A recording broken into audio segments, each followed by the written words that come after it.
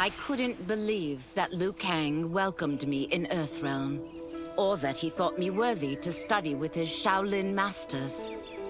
After a lifetime of wishing for one, I finally had a home. But my joy was tempered as I thought about Serena. My shadow sister was still under Quan Chi's yoke, and she deserved a life free of him as much, if not more, than I. Quan Chi and my other sisters proved tenacious, but they were no match for my blade. I snatched Serena from them. Then Liu Kang helped me break Quan Chi's spell. Her mind free of his influence for the first time in years, Serena chose to join me in Earthrealm.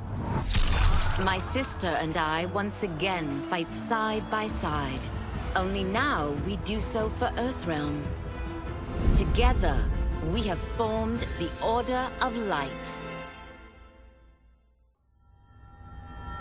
While the regime had changed, little else had. My people still suffered in silence, ignored by the rest of Outworld. Though now I knew Empress Melina's secret, that she was also afflicted with Tarkat. If anyone would help, it would be her. But how to get an audience? Syzoth. He was the Empress's new emissary to the Zaterrans. I asked him to introduce us. At great personal risk, he agreed. And as I'd prayed, the Empress was willing to meet. Even better, she would visit the colony. She was shocked to see how we lived. She moved quickly to provide for our care and comfort. Thanks to the Empress and Syzoth, we Tarkatans are no longer pariahs. Until our disease can be cured, that will do. Though the barriers between timelines had been rebuilt, there was no question that they could again be broken. Protecting this timeline would require eternal vigilance, so that it could not fall victim to further outside aggression. But nothing in my countless lifetimes had prepared me for this task. In none of them had multiple timelines ever coexisted. Monitoring them for threats was an entirely novel problem. It would require a novel solution. I discovered that though the timelines no longer touched, their meeting had left them intertwined. I can now secretly surveil all timelines, keeping watch for potential danger.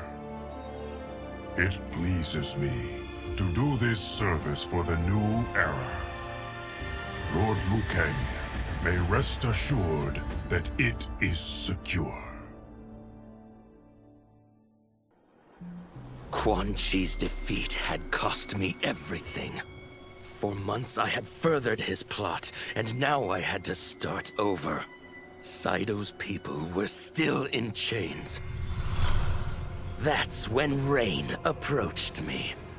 On the run from Empress Melina, he was desperate for help. And though I'd had my fill of sorcerers, this one was different. I agreed to provide him safe haven. He agreed to help topple Saido's government. And topple it we did. Rain summoned a wave so fast, so powerful, that it crushed the capital. Saido's fascist rulers were swept away. My people are finally free. They can chart their own course, needing only to follow their own desires. Their lives are now blessed by anarchy.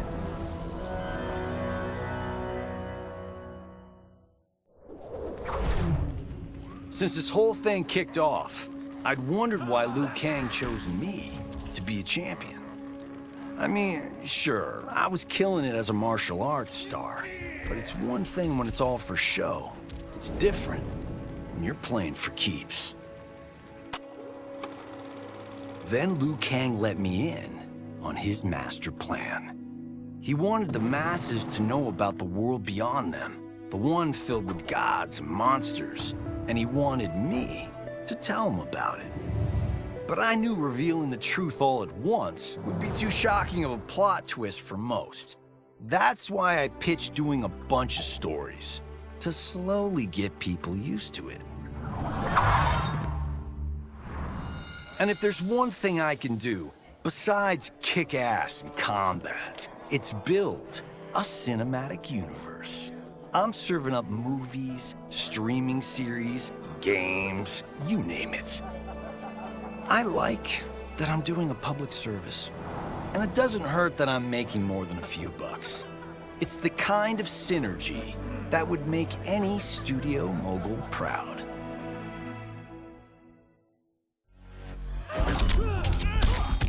I wasn't looking for allies against the Yakuza, but I found one in Special Agent Jackson Briggs. He'd heard gangsters plotting to kill me on a wiretap and came calling, hoping I'd be his informant. We planned to part ways when we got the job done, but then Shang Tsung showed up to steal Sento. Needless to say, Jackson had questions. It blew his mind to hear that the stories in Johnny's movies were real. Once the shock wore off, Jackson quickly sized up the threats Earthrealm faced. To deal with them, he got his bosses at the FBI to form the Outworld Investigation Agency. When he asked me to sign on, I hesitated. After all, me? A government agent? But it's an important job. And more importantly to me, an honest living.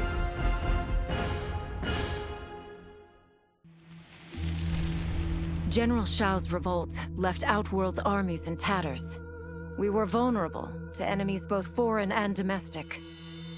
That's why my sister asked me to take command, to stitch her military back together and purge Shao's loyalists within it.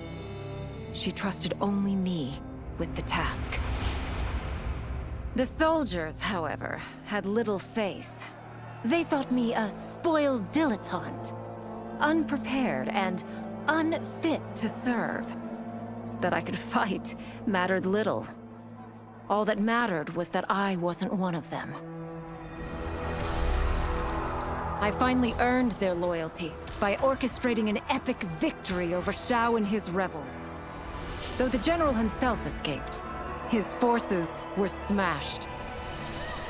For as long as I am able, I will lead the Empress's armies in defense of Outworld. Through strength, we will achieve peace.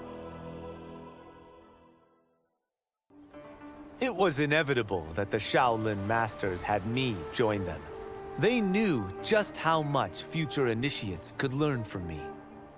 Shujinko was one of my earliest. His ability to absorb anyone's powers and skills was amazing. With the right training, he could become our greatest champion. I knew that I alone could give it to him. But as his proficiency grew, so did his ego. In love with himself and his power, Shujinko became a threat to the realms. He hadn't learned humility, because I wasn't the one who could teach it. I should have listened to Raiden's warning and not tried to train Shujinko alone. After he was subdued, Shujinko's accumulated abilities and memories were taken from him. He is once again a new initiate, ready to begin his training. This time, Raiden and I train Shujinko together. He will become the champion he is destined to be. And I will fulfill my duties, humbly and cooperatively.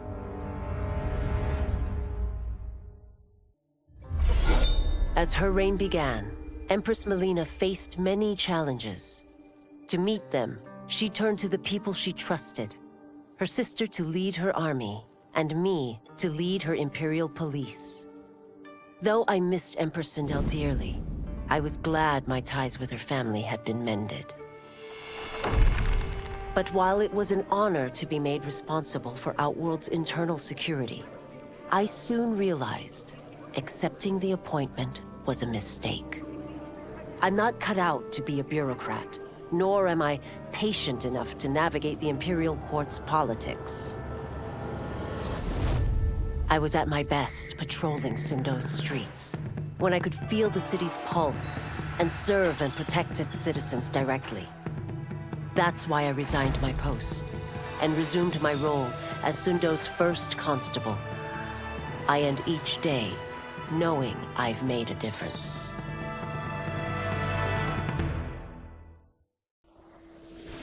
My loyal partner had warned me. Reclaiming my power as Keeper of Time might have unforeseen consequences. In this, as in most things, he proved prescient. The process I had undergone did irreparable harm to my body. Taking back my power had cost me my immortality. While my lifespan would still stretch across eons, I would one day perish. And if the war with Titan Shang Tsung taught me anything, it is that this timeline is not safe without a protector. Yet I had never given thought to choosing a successor. Who is it that could replace me and protect my new era? The answer, of course, is Geras. Tireless and meticulous, he is perfectly suited to be entrusted with this grave duty. And no one knows better the temptations of the hourglass. I have no doubt he will be above them. Though worried about how the public might react, I met with Baraka to discuss his Tarkatans. Speaking from his heart, he moved me. I agreed to visit his colony and see how his people lived. The conditions were atrocious. This was one of my mother's few mistakes. Like all Outworlders, she treated Tarkatans with scorn. What they deserved from us was compassion. And the only way to get it for them was to reveal my affliction. To show all my subjects that even an Empress could get Tarkat. The scandal my revelation caused was intense. But with the help of Kitana and Tanya, I emerged from it a stronger Empress than ever. My honesty, empathy, and resolve won over my remaining doubters. There is no longer any question that I am fit to lead the Empire. Quan Chi's plot collapsed. Along with it, my plan to secure new beings to feed my starving people. Because I'd advocated for partnering with him, I was held responsible. If I didn't seize for Viternus' new feeding grounds, the Coven would banish me. But then, I had a revelation. I didn't need to conquer realms to feed my people. I simply needed to capture enough beings to breed them. Once they multiply, Viternus will have a limitless, renewable source of food. And I only need a few thousand to start. A number so small compared to the billions in the realms that no one will notice as people go missing. But it will be more than enough to establish our breeding stock and feed a ravenous Viternus.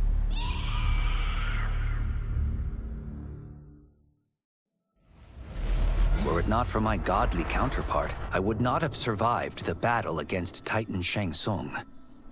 Meeting him, though, raised questions. Why did I replace him in this new era? Why was I made mortal? Lord Liu Kang told me of his Raiden's nobility and righteousness, about his steadfast leadership in the defense of Earthrealm. He also told me about Raiden's dark side, how he could be consumed by rage and cast aside the rules he otherwise lived by. Making me mortal and incapable of such anger was to keep me from following in his footsteps. Though I understood the reasons why, I felt I had been done a disservice. To survive the coming battles, I may need the edge that only great rage can bring. As the Shaolin couldn't aid me, I sought out someone who could. Someone to stoke the fire within me and teach me to master it. For this, I could have no better teacher than the Shirai Ryu's Grand Master. To elude capture by Empress Melina, I joined Havoc's crusade in Saido. There, I summoned more magic than I thought possible, and drowned out the old regime. Havoc's longed-for anarchy had been achieved. He was more than satisfied. But I was left empty and broken. Had I been satisfied as Outworld's High Mage, not let myself be tempted by Shang Tsung, a great city would not now lay in ruins.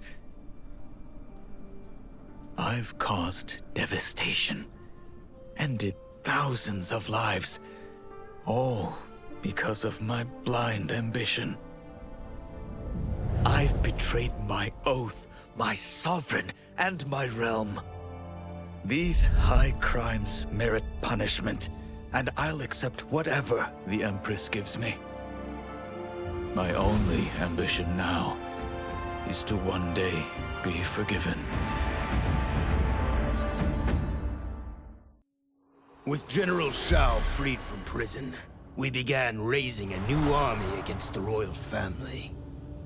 Though many were eager recruits, few were good at soldiering. It was so bad, the general was forced to change tactics. He decided that we needed a doomsday weapon. That weapon isn't a thing, though. It is a monster. Onaga, the Dragon King. The general told me the old legends were true, that his ancient ancestor defeated Onaga, trapping him deep inside Mount Sagan. The Dragon King is still there today, his pent-up fury waiting to be unleashed.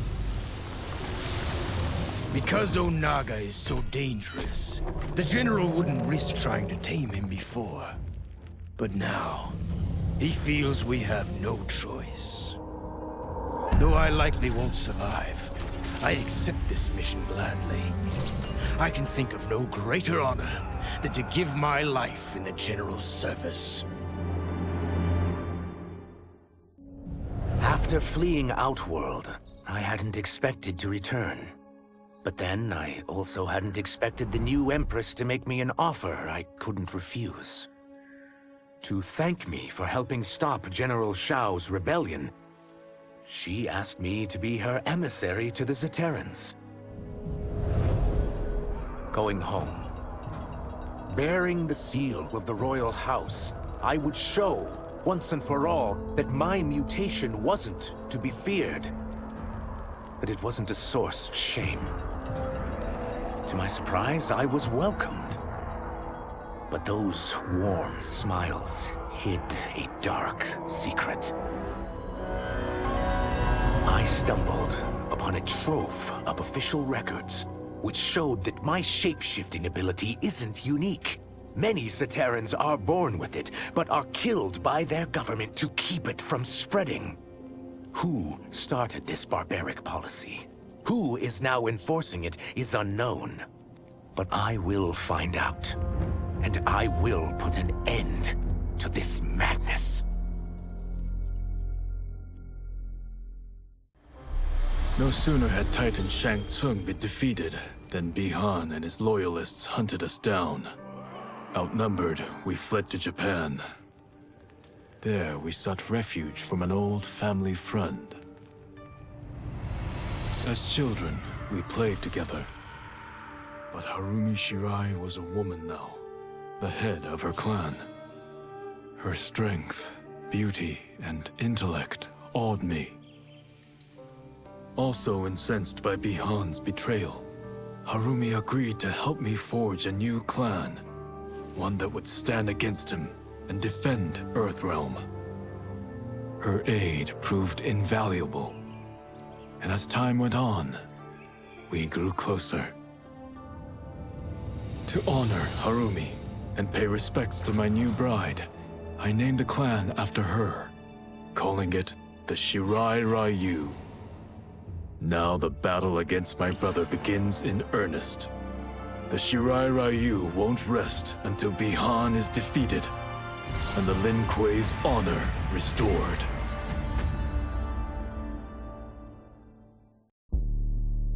After escaping Leichin prison, I was hounded by the Imperial Police. I needed a place to hide and to recuperate while I plotted the best way forward. I knew the remote canton of my youth would be perfect. To escape capture, I traveled by sea. Little did I know that a gargantuan storm was brewing. My tiny craft was smashed apart. I closed my eyes, waiting to drown, hoping that the Netherrealm wouldn't claim my soul. But when I reopened them, I found myself not in hell, but on a deserted island. From its ruins, I could tell that great sorcerers had once lived there. In the caves beneath the ruins, I found what I can only describe as a well of souls. Once I learn how to wield its power, I will become invincible. The battle had been lost, but the war isn't over. I won't stop fighting until I take Outworld's throne. That they thought Leichin prison would hold me is laughable. Once free, I began planning my next campaign. I would need an unstoppable army to overthrow Melina. Unfortunately, most of my former soldiers lacked the courage to rally to my standard. Rebuilding my army would require finding new recruits. And that task is proving easier than expected. Outworld's golden age has left more than a few behind. Without hope, without power, they eagerly heed my call to tear down Melina's government. As the darkness enveloped me, I took a long last look at my family. I did not expect to see them again until their souls joined mine in the living forest. But miraculously, my beloved husband delivered me from oblivion. Though he couldn't save my body, Jared had preserved my soul. Like him and countless others, I am now a part of Ermac. Yet ours is not a peaceful repose. The collected souls within Ermac have their own needs and agendas. Before we can speak as one, we must first reach consensus. I had thought, as the former rulers of Outworld, I and Jared would hold sway. But here we are, two souls among many thousands, fighting for the right to be heard. And if there is one thing we do well together, it is fight. We will win the right to govern Ermac as we once had governed Outworld. And we will rule for the benefit of all. Kuai Liang and I were working hard to build our new clan. But even with the help of his close friend Harumi, it was difficult. The biggest problem was finding the right initiates. Then, one night, while walking outside Harumi's compound, I was attacked. I thought at first it was a Lin Kuei assassin, but his strikes were too uncertain, too angry. My attacker, it turns out, was a boy. Homeless and hungry, his assault was born of desperation. He needed money so that he could eat. It was like looking at myself 15 years ago. I would have ended up just like him if the Lin Kuei hadn't taken me in. So I took the boy to Kuai Liang, who also appreciated his fire. We made him our first initiate. The boy's name? Hanzo Hasashi. I had broken the Lin Kuei free of Liu Kang's enslavement. We were now masters of our destiny, and could take our place among Earthrealm's great nations. But taking and holding territory would require a vast army. I needed more fighters to make our presence felt. Then I recalled Shang Tsung's dragon warriors. An army of them would be unstoppable. But trafficking in such strong magic would surely draw Liu Kang's attention. Sector advised that we avoid detection by building our army using science, not sorcery. We've invested much into this endeavor, and we are beginning to see results. Once again proving the depths of Sector's genius. When we are done, all of Earthrealm will honor our desires and heed our demands. If not, they will face the Lin Kuei's wrath. Until recently, I hadn't met Li Mei, but I had heard the stories. How the Umgadi's matron superior blamed her for not preventing Emperor Jared's murder. How she quit in disgrace rather than accept punishment. But those stories didn't fit the woman I now knew. Li Mei would never have been so negligent. Eventually, I uncovered the truth. The failures and mistakes which led to the Emperor's murder, they resulted from poor decisions made by the matron superior themselves. They made Li Mei their scapegoat. When the Empress found out, she wanted the Umgadi disbanded. But I convinced her that it could be reformed. To make sure it did, she put me in charge. I am humbled by this sacred responsibility. The Umgadi, my sisters, they are my life. I will not let them be brought down by the acts of a selfish few. Desperate to avoid defeat, Titan Shang Tsung had stolen me from my timeline to set me against Liu Kang. He assumed a Viltrumite would shift combat in his favor. Shang Tsung was right, of course, but he was blinded by ambition and failed to consider that my only true loyalty is to the Viltrum Empire. In my home timeline, my mission to pacify Earth for Viltrum had been left incomplete. I thought I could redeem myself by delivering this new timeline. New realms, new species, all ours for the taking. For a few years, annexing realms satisfied the Empire's hunger for conquest. But my people have excellent memory. I knew sooner or later we would return to our own timeline, to Earth, to finish my original mission. I only hope my son has had time enough to prepare.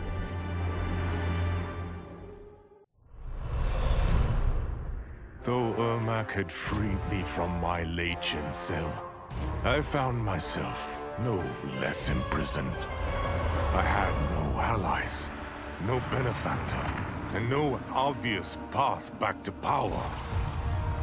And power is what I crave. But why should I settle for the scant abilities of someone who is an underling sorcerer? I should be the one who controls history, who bends people and events to my whim. I should control the hourglass and wield it as the keeper of time.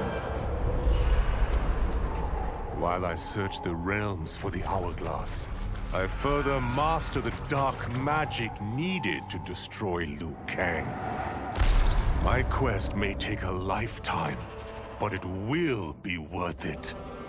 For when I succeed, I will achieve omnipotence. Project Starfish? Project Butterfly? Crazy Town. Both of them. But neither was as fucked up as Project Magician. I was way over my head with Eclipse.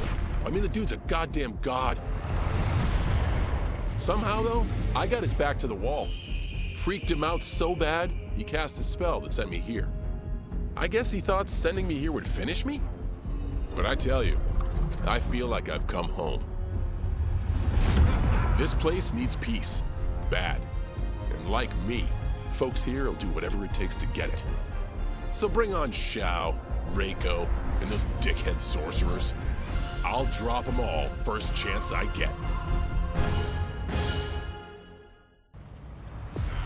For a moment, Jared took control. We fixed the damage which had allowed him, and reimposed our collective will. But the damage went further than we thought.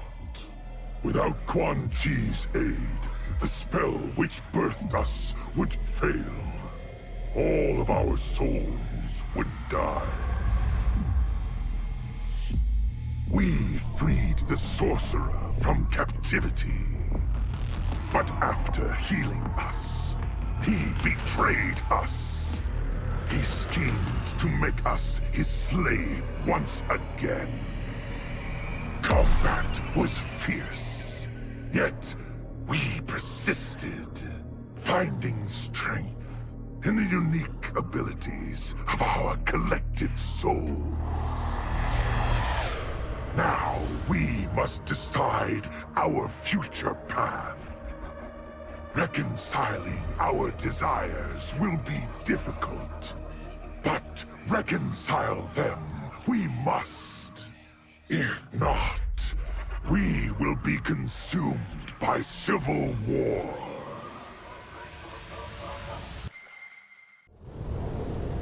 How many times have I saved them?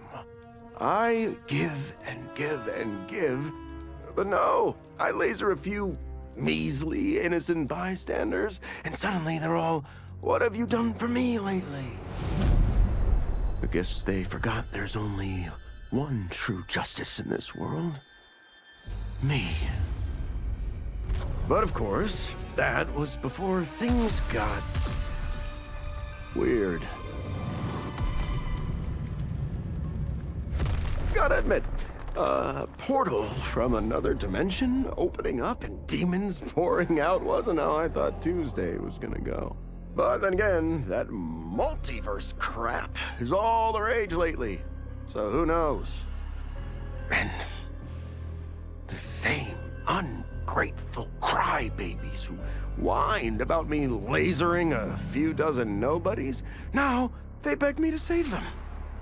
So I save the world again. I mean, it's my world. Can't let a bunch of demons disrespect me. After I finished them off, their portal or whatever was still open, which could only mean one thing: sequel. I went in the damn glowy hole, and what did I discover? Another realm with a tournament where gods and monsters fight to the death. It was like Votland, but just for me. Honestly, I only wish I had known about this place sooner, because I've had the time of my life.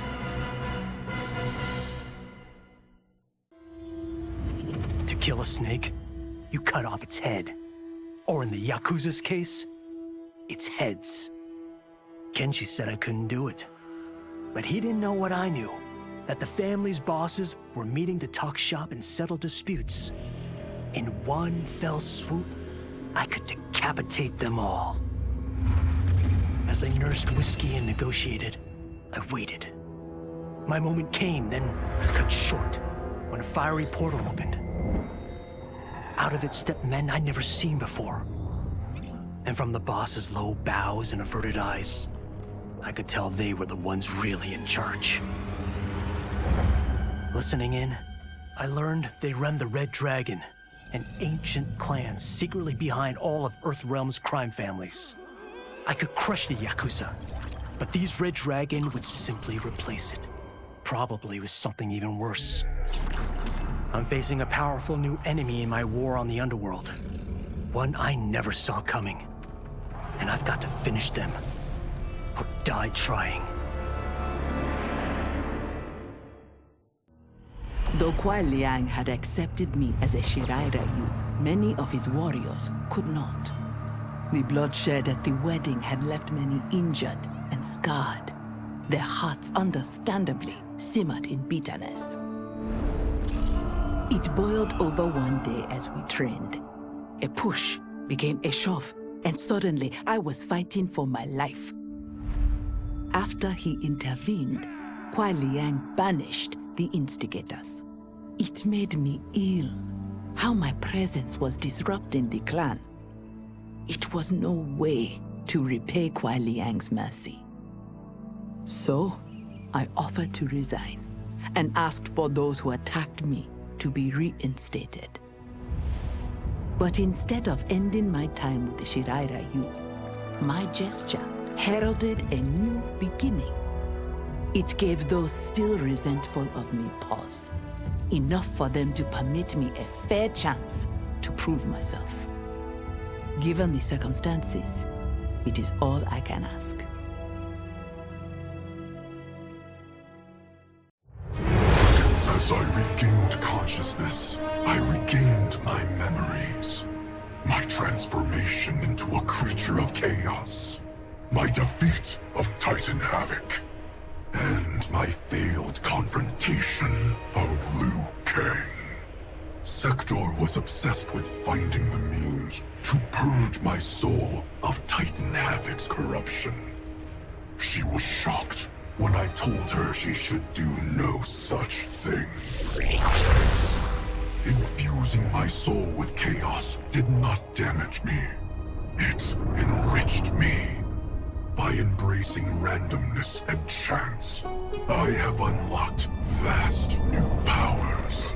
My combat is less predictable, more formidable, and radically more lethal. Titan Havoc gave me these gifts to use in fomenting his chaos. Instead, I will use them to fight for the Lin Kuei. Kang, the Shaolin, my brother and his clan, will yield in terror when confronted by my perfection. Though I had returned to the temple after Titan Havoc's defeat, I remained livid. Livid with Bihan's foolishness, Kuai Liang's betrayal, and Cyrax's defection to his Shirai Ryu. So when Quan Chi arrived to parley, offering to eliminate the upstart clan, I listened. For his services, Quan Chi asked that I retrieve an amulet that was locked away in the Temple of the Elements. No small task, given its wards and guardians. The one worth undertaking, if it would finish the Lin Kuei's rivals. But before I could find the amulet, I found Bihan. There he was, imprisoned and forgotten, when Liu Kang had promised to restore him. As I rescued Bihan, all thought of retrieving Quan Chi's treasure was quickly forgotten. I will never forgive Liu Kang for this betrayal. That he is a god will not stop me from seeking vengeance.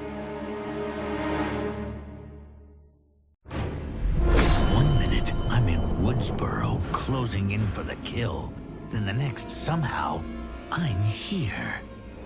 How did it happen, and why? Don't know, and I don't care. What I do know is I'm gonna sink my teeth into this plot twist. But people here don't know me. And if I'm gonna relish making mayhem, I need 'em fucking scared. Live streaming some kills will do the trick. The shredded flesh and splattered blood will go viral. And that's when the fun really begins. I can't wait to start stacking bodies, to see the eyes go dark as they die. I do this right, someone will want to turn it into a video game. And they say I'm a psycho. From the time he encountered the mysterious Yorg Kosha, my master has known other worlds and other planes exist. Long has he dreamed of visiting them and availing himself of their pleasures. So when he learned that one of these worlds faced an unimaginable evil, he did not hesitate to heed its call for aid. But even his wildest imaginings could not prepare him for these gigantic, hideous beasts. If not annihilated, they would consume this world. And after that, fill their bellies with ours. Pleased with his new allies, and eager for the adventure this new world afforded, Conan chose to stay here once the battle was won. Many wars did he fight. Honor and fear were heaped upon his name. In time, it became legend.